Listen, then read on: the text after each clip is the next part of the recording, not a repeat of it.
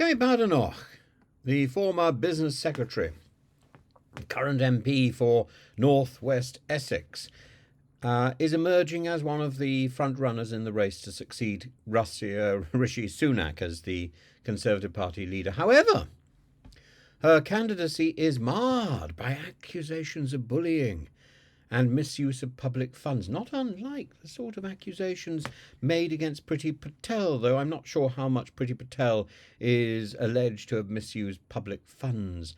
And, of course, both Kemi Badenoch and Priti Patel vehemently deny the allegations. Kemi Badenoch particularly. This talk about Kemi Badenoch is harming her candidacy and whether or not she can become the next Conservative leader, the criticism she faces and her potential impact on the party's future. These are the things that are at stake. Is she capable of defying the naysayers? She's been accused of bullying and traumatising behaviour during her tenure at the Department of Business and Trade, and I remember very distinctly seeing her be quite snarky to the Speaker of the House of Commons, Lindsay Hoyle, and very reluctant to accept the put-down which was made.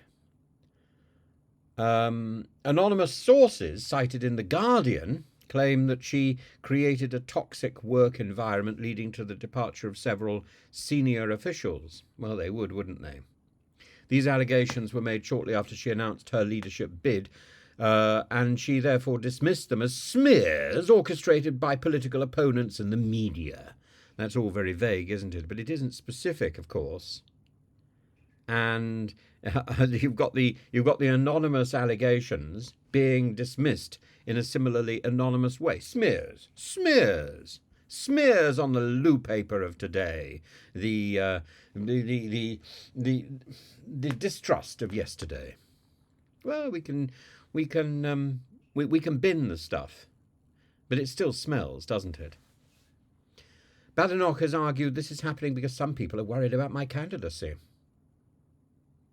She's further said that the stories are a result of her unwillingness to conform to the cultural establishment. But surely, if people are worried about her candidacy, then they would have put out stories about every candidate that they're worried about. But that hasn't happened, has it? It's only Priti Patel and Kemi Badenoch who've got this sort of smear enveloping them. And she says that this is about pushing identity politics. Well, her strong stance on issues like race and gender has often put her at odds with progressive elements, making her a polarising figure. Supporters of Badenoch admire her straight-talking nature. Well, generally when somebody is straight-talking, they're rude. And her willingness to tackle controversial issues, rude and outspoken. As she noted, if something's broken, you should speak up and try and fix it. I agree with her, of course. But you should try and fix it. That means not only just talking, is doing as well. And I'm not sure she does more than just the rhetoric.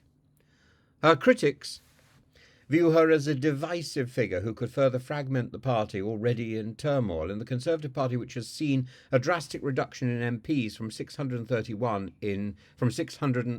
365 in 2019 to 121 today, is at a critical juncture. It's on the cusp of extinction. And Badenoch's potential leadership represents a choice between doubling down on conservative values, or so-called conservative values, or seeking a more moderate, unifying figure. When did this conservative values idea come up? Badenoch positions herself as a low-tax, small-state conservative. Well, so do many conservatives. She has criticised the current administration for its high tax burden and has called for stricter immigration controls, even suggesting a willingness to leave the European Convention on Human Rights if necessary. Well, that isn't small-state, low-tax conservatism.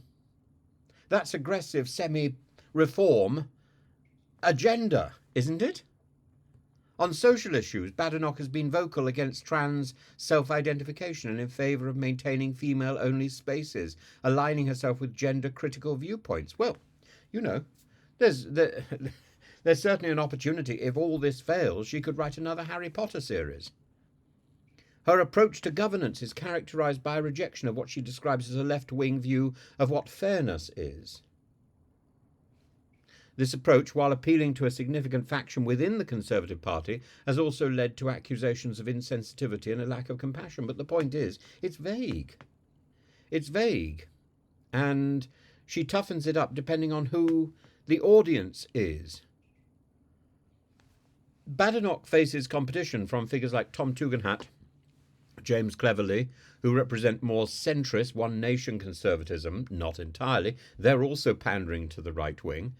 On the right, Robert Jenrick poses a challenge, particularly on issues like immigration. And today it's been suggested that Jenrick is the person who is now the favourite, the Deb's delight.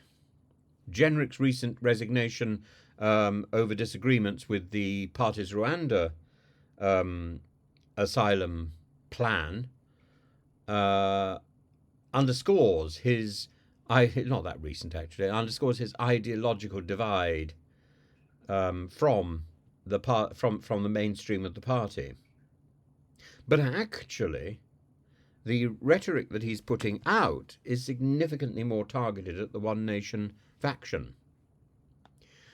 The decision for the Conservative MPs and for party members will hinge on whether they seek a leader who can offer a fresh, uncompromising vision or one who can heal internal divisions and broaden the party's appeal.